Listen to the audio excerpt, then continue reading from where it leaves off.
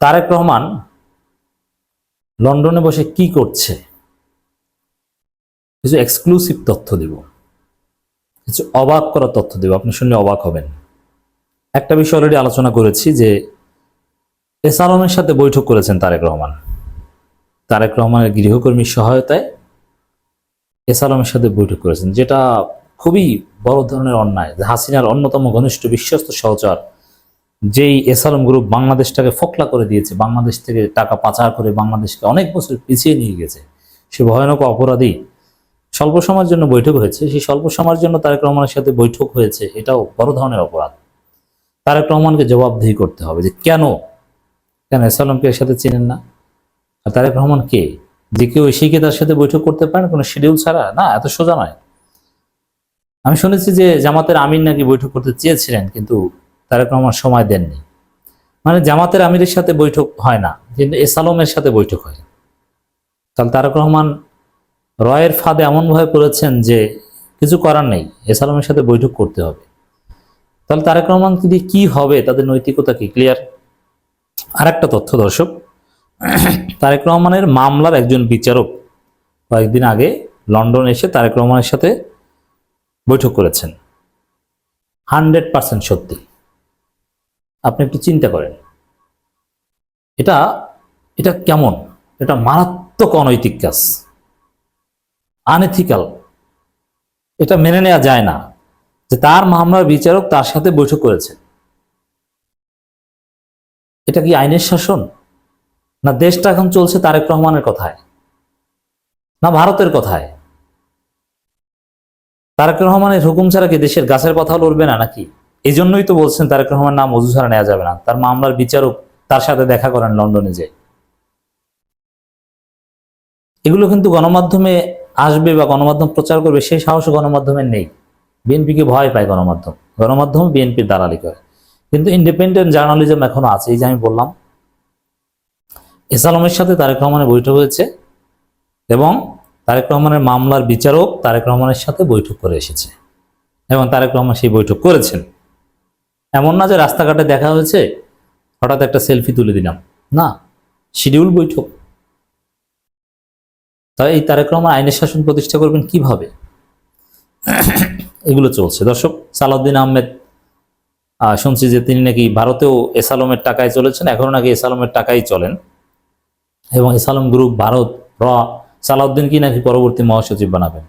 এই বিএনপি আরো কি করছে একটু শুনেন। বিএনপি নেতার প্রোটোকলে ভারত পালিয়ে গেলেন স্বেচ্ছাসেবক লীগ নেতা। এখন স্বেচ্ছাসেবক লীগ নেতারা বিএনপি নেতার প্রোটোকলে চলে, বিএনপি নেতার আশ্রয় থাকে এবং তারপরে নির্বিড়ি ভারত যায়। এভাবে গোড়া হচ্ছে ভারত। আপনি যতদিন আপনার নাটাই যতক্ষণ পর্যন্ত ভারতের হাতে থাকবে, ততক্ষণ পর্যন্ত এই ধরনের ঘটনা ঘটতেই থাকবে। তারেক রহমানও বিতর্ক মুক্ত থাকতে পারলেন না, বিচারকের সাথে বৈঠক করেন আর এস আলমের সাথে বৈঠক করেন। তাই পাতি নেতারা তো প্রোটোকল দিয়ে আওয়ামী লীগ নেতাকে ভারতে পাঠিয়ে দিবে, এটা তো স্বাভাবিক। তাহলে দেশটা পরিবর্তন হলো কোথায়? এই জন্য সংস্কারের কোনো বিকল্প নেই, সংস্কার করতে হবে। এবং সংস্কার বিএনপি তারেক রহমান এরা জীবনও করবে না। তারেক রহমান কি সংস্কার করবে দেখছেন? তার মামলার বিচারকের সাথে তিনি বৈঠক করেন, তাহলে তিনি কি সংস্কারটা করবেন? বিচার বিভাগ ক্লিয়ার। ঝিনাইদহ জেলা স্বেচ্ছাসেবক লীগের সাংগঠনিক সম্পাদক ও একাধিক মামলা আসামি আনিসুর রহমান মিঠু মালিথা ভারতে পালিয়ে গেছেন। অভিযোগ করছে পালিয়ে যাওয়ার আগে মহেশপুর উপজেলা বিএনপি সাংগঠনিক সম্পাদক জিয়ার আশ্রয় ছিলেন তিনি। মহেশপুর সীমান্ত দিয়ে ভারতে পালিয়ে যেতে মিঠু মালিথাকে সব ধরনের সহযোগিতা প্রোটোকল দিয়েছেন এই বিএনপি নেতা জিয়াউর রহমান। এ কারণে স্থানীয় বিএনপি নেতাকর্মীদের মাঝে ব্যাপক ক্ষোভ ছড়িয়ে পড়েছে, শুরু হয়েছে সমালোচনা। দর্শক, এটাই বাস্তবতা যে এই ধরনের ঘটনা অসংখ্য ঘটে, কিন্তু আমরা জানতে পারি হাজার ঘটনার মধ্যে একটা দুইটা। কিভাবে জানতে পারি? তাও অন্য কোনো ভাবে না, ওই বিএনপির দুই গ্রুপের দ্বন্দ্বের ফলে কিছু ঘটনা সামনে আসে। যেমন এই যে আওয়ামী লীগ নেতাকে আশ্রয় দিয়ে ভারতে পাঠিয়ে দিয়েছে, এখন নিঃসন্দেহে টাকা পয়সা পেয়েছে। এই টাকা পয়সার ভাগ যদি বিএনপি সবগুলো গ্রুপ পেত এই ঝিনাইদহ এই উপজেলা বিএনপি, তাহলে এটা আমরা আর জানতাম না। কিন্তু ভাগ বাটোয়ারা অন্য কাউকে না দিয়ে ওই লোক একা খেয়েছে, এ কারণে অন্য গ্রুপ ক্ষুব্ধ হয়ে আমাদেরকে জানিয়ে দিয়েছে, গণমাধ্যমে এসেছে। একাধিক সূত্র জানিয়েছে গত 5 আগস্টের পর থেকে স্বেচ্ছাসেবক লীগ নেতা মিঠু মালিথা পলাতক ছিলেন। ঝিনাইদহ জেলা বিএনপির কার্যালয়, জেলা বিএনপি সভাপতির বাসভবনে অগ্নিসংযোগ এবং ছাত্র জনতার উপর হামলার অভিযোগে মিঠু মালিথার নামে মামলা হয়েছে। দেখেন, জেলা বিএনপির কার্যালয় পুড়িয়ে দিলেও কিছু আসে যায় না। খালেদা জিয়া, জিয়াউর রহমান এদের গায়ে হাত দিলেও কিছু আসে যায় না। টাকা পেলে একে সব ধরনের সহযোগিতা করতে পারে।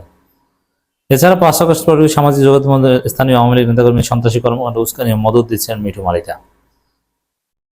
বিএনপি নেতার প্রশ্রয় থেকে আওয়ামী লীগের পক্ষের ডক্টর ইউনূস সরকারের বিরুদ্ধে প্রচারণা চালায়।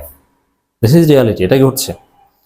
সর্বশেষ গত কয়েকদিন ধরে স্বেচ্ছাসেবক লীগের এই নেতা জেলা মহেশপুর উপজেলা বিএনপি সাংগঠনিক সম্পাদক জিয়াউর রহমান জিয়ার সঙ্গে সখ্যতা করে তোলেন। সখ্যতা মানে টাকা পয়সার বিনিময়, এটা তো বুঝি। জিয়ার আশ্রয়ে মহেশপুর প্রকাশ্যে চলাফেরা শুরু করেন এবং একসময় বিএনপি নেতাকর্মীদের জন্য মূর্তিমান আতঙ্ক মিঠু মালিথা। গত শুক্রবার 28 ফেব্রুয়ারি ভারতে পালিয়ে যাওয়ার জন্য মহেশপুর উপজেলা বোয়ালিয়া গ্রামে একটি বাড়িতে আশ্রয় নেন মিঠু। খবর পেয়ে ওই বাড়ি ঘিরে ফেলে স্থানীয় জনতা। পরে বিএনপি নেতা জিয়াউর রহমান জিয়া তার লোকজন সহ ঘটনাস্থলে গিয়ে মিঠু মালিথাকে উদ্ধার করেন। আটক মিঠু মালিথাকে পুলিশের কাছে সোপর্দ করেন বলে প্রতিশ্রুতি দিলেও মহেশপুর সীমান্ত দিয়ে মিঠু মালিথা ভারতে পালিয়ে যেতে দেন বিএনপির এই নেতা। এলাকার লোকজন, বিএনপি সাধারণ কর্মীরা ঘেরাও দিয়েও লাভ নেই। বিএনপির নেতারা তাকে ভারতে পালিয়ে যেতে দেয়। বিএনপিকে মেরেছে, বিএনপির অফিস পুড়িয়েছে, কোনো সমস্যা নেই। এটাই। তারেক রহমান যদি এস আলমের সাথে বৈঠক করতে পারে তাহলে এটা কেন হবে না? মহেশপুর স্থানীয় বিএনপি নেতা নাম প্রকাশ না করার শর্তে বলেন, 5 আগস্টের পর মহেশপুর উপজেলা পরিষদের সামনে একাধিক দিন আনিসুর রহমান মিঠু মালিথাকে জিয়ার সঙ্গে ঘুরতে দেখেছে। জিয়াউর রহমান জিয়ার সঙ্গে মিঠু মালিথাকে সখ্যতা নাকি অন্য কিছু, এ নিয়ে সমালোচনা শুরু হয়েছে। জেলা কৃষক দলের সদস্য মোহাম্মদুল্লাহ শাওকি বলেন, 5 আগস্ট আওয়ামী লীগ সরকারের পতনের পর মহেশপুর বর্ডার দিয়ে ফ্যাসিস্ট আওয়ামী লীগের একাধিক নেতাকর্মী ভারতে পালিয়ে গেছেন। সাবেক এমপি আনার হত্যাকাণ্ডের মাস্টারমাইন্ড সাইদুল করিম মিন্টুর ক্যাডার হিসেবে পরিচিত মিঠু মালিথাও পালিয়েছেন। তিনি জেলা ছাত্রলীগের সাবেক সহসভাপতি ও জেলা স্বেচ্ছাসেবক লীগের সাংগঠনিক সম্পাদক। এলাকার জনসাধারণ মিঠু মালিথাকে আটকের জন্য জড়ো হলে জিয়াউর রহমান জিয়া তাকে এলাকায় যেতে সহায়তা করেন, পালিয়ে যেতে সহায়তা করেন। এই ঘটনায় পুলিশের এখন এই লোককে তার আত্মীয় বা খালাতো ভাই নাকি এই বিএনপি নেতার বিরুদ্ধে কিছু হবে? কিছুই হবে না। হ্যাঁ, গণমাধ্যমে যদি তোলপাড় তৈরি করা যায় বা আমরা আলাপ আলোচনা করছি, এই জন্য বিএনপি একটু সাংগঠনিক ব্যবস্থা নিতে পারে। বলবে যে তোমার বিরুদ্ধে যেহেতু বিষয়টা জানাজানি হয়েছে, থাকো, একটু বহিষ্কার করি, কিছুদিন পর আবার তোমাকে ঠিক করে নেব। এভাবেই চলছে বিএনপি, এভাবেই চলছে তারেক রহমান। অতএব এখান থেকে এই দুইটা ঘটনা একত্রে আলোচনা করলাম, একটা ফাইন্ডিংস আমরা দর্শক আপনাদের সামনে সহজভাবে উপস্থাপন করি। দেখেন, বিএনপি চাঁদাবাজি বা এই ধরনের আওয়ামী লীগকে প্রশ্রয় দেওয়া, পালিয়ে ওবায়দুল কাদেরকেও পালাতে সহায়তা করেছে বিএনপি নেতারা। এটাও এসেছে, দুই গ্রুপের দ্বন্দ্বের ফলে আমরা সত্য ঘটনা জানতে পেরেছি। মানে এই যে বিষয়গুলো, এগুলো বিএনপি বলছে এটা বিচ্ছিন্ন ঘটনা, তারা সাংগঠনিক ব্যবস্থা নিচ্ছে, অন্যকে প্রশ্রয় দিচ্ছে না। কিন্তু না, তারেক রহমান নিজেও যেহেতু তার মামলা বিচারপতির সাথে, বিচারকের সাথে বৈঠক করেন, এস আলমের সাথে বৈঠক করেন, অতএব এই সমস্যাটা হচ্ছে বিএনপির স্ট্রাকচারাল সমস্যা। বিএনপি নিজেই একটা সমস্যা। এখন এসি বিস্ফোরণকে যারা বোমা মামলা বলতে পারে, তাদের চরিত্র কি এটা তো বুঝতে অসুবিধার কথা না।